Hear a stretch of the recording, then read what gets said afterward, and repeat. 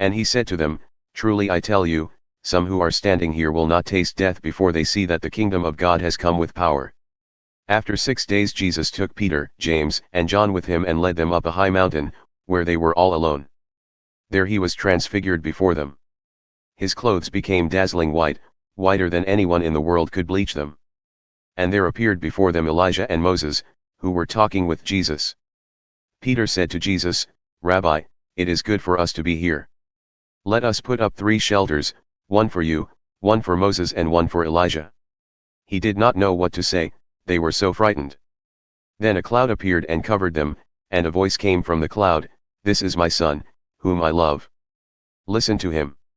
Suddenly, when they looked around, they no longer saw anyone with them except Jesus. As they were coming down the mountain, Jesus gave them orders not to tell anyone what they had seen until the Son of Man had risen from the dead. They kept the matter to themselves, discussing what rising from the dead meant.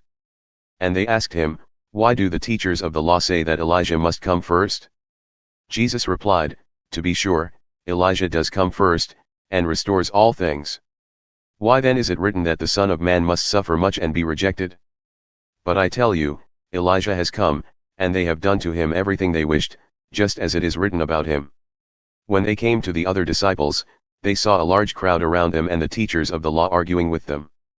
As soon as all the people saw Jesus, they were overwhelmed with wonder and ran to greet him. What are you arguing with them about? He asked. A man in the crowd answered, Teacher, I brought you my son, who is possessed by a spirit that has robbed him of speech. Whenever it seizes him, it throws him to the ground. He foams at the mouth, gnashes his teeth and becomes rigid.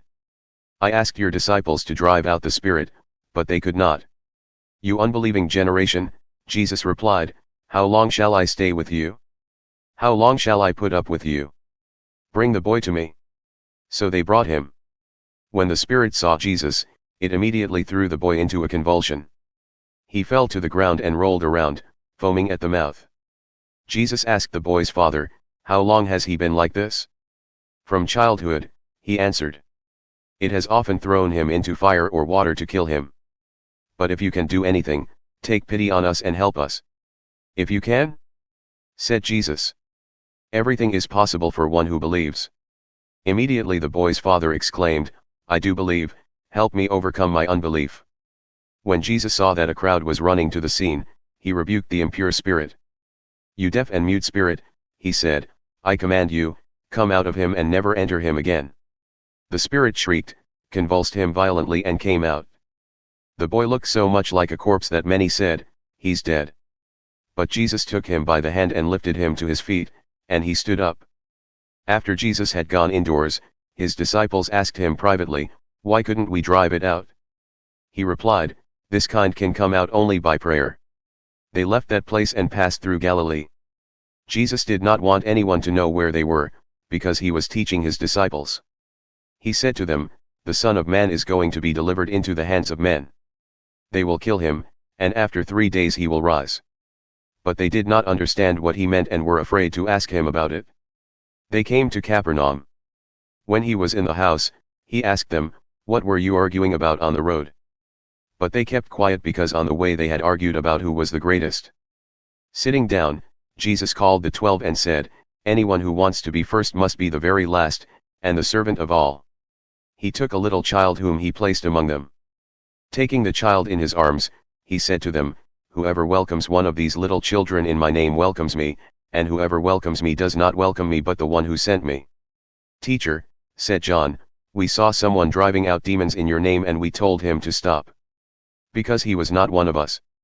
Do not stop him, Jesus said. For no one who does a miracle in my name can in the next moment say anything bad about me, for whoever is not against us is for us.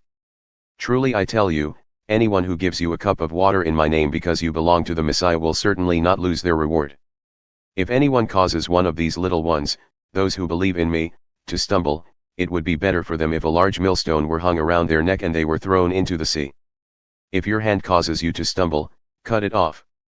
It is better for you to enter life maimed than with 2 hands to go into hell, where the fire never goes out.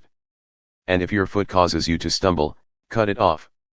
It is better for you to enter life crippled than to have 2 feet and be thrown into hell.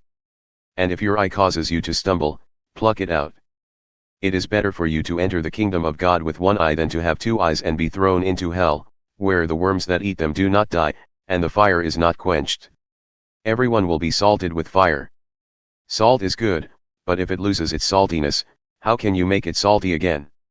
Have salt among yourselves, and be at peace with each other.